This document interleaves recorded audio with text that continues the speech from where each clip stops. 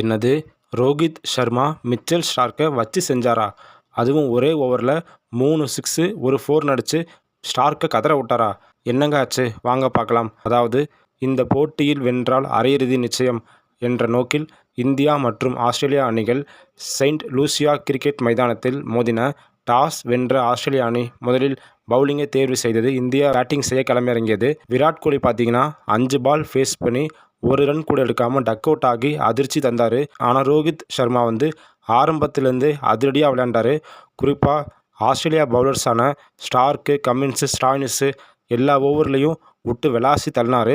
19 பாலில் 50 ரன் அடித்தார். சதம் அடிப்பார் அப்படின்னு எதிர்பார்க்கப்பட்ட நிலையில் ரோஹித் சர்மா 92 ரனில் அவுட் ஆனார். 41 பந்துகளில். ரிஷப் பண்ட் 15, சூரியகுமார் யாதவ் 31, சிவம் துபே 28 ரன்கள் எடுத்து அவுட்டாக, இறுதியாக ஹர்திக் பாண்டியா 27, ஜடேஜா 9 ரன் எடுத்து நாட் அவுட்டாக இருந்தாங்க. இந்திய அணி 20 ஓவர் முடிவில் 5 விக்கெட் இழப்பிற்கு 205 ரன் எடுத்தது. ஆஸ்திரேலியா பவுலிங்கை பொறுத்தவரை ஸ்டார்க், ஸ்டாய்னிஸ் தலா 2 விக்கெட் எடுத்தனர். அடுத்து ஆஸ்திரேலிய அணி 15.3 ஓவரில் வெற்றி பெற்றால் மட்டுமே செமிஃபைனலுக்கு தகுதி என்ற கண்டிஷனோட ஆஸ்திரேலிய அணி பேட்டிங் செய்ய களமிறங்கினாங்க. ஆஸ்திரேலியா அணிக்கு தொடக்கமே அதிர்ச்சியாக இருந்துச்சு. காரணம், டேவிட் வார்னர் 6 ரனில் ஹர்ஷதீப் சிங் பாலில் அவுட் ஆனார். அதுக்கப்புறம் கேப்டன் மிச்சல் மார்ஷும் டிராவிஸ் ஹெட்டும் ஜோடி சேர்ந்து அதிரடியாக விளையாண்டாங்க. 81 ரன் பார்ட்னர்ஷிப் எடுத்தாங்க 48 பாலில். Captain Mitchell Marsh 37 Ranil Kuldeep Yadav பாலில் அவுட் ஆகிட்டார்.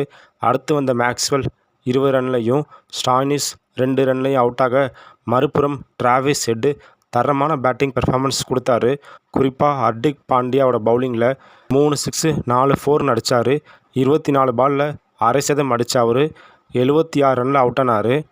அதுக்கப்புறம் டிம் டேவிட் 15 ரன்னு, மேத்யூ வேடு 1 ரன் எடுத்து அவுட்டாக, இறுதியாக ஆஸ்திரேலியா அணி பார்த்தீங்கன்னா 20 ஓவர் முடிவில் 181 ரன் மட்டுமே எடுத்தாங்க 7 விக்கெட் இழப்பிற்கு.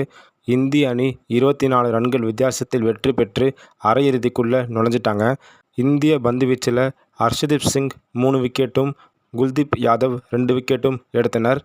இந்த போட்டியின் சிறந்த வீரராக ரோஹித் சர்மா தேர்வு செய்யப்பட்டார். இந்திய அணி அரையிறுதி போட்டியில் இங்கிலாந்து அணி கூட மோதுகிறது என்பது குறிப்பிடத்தக்கது. இந்த வீடியோ முழுசாக பார்த்ததுக்கு ரொம்ப நன்றி. தேங்க்யூ.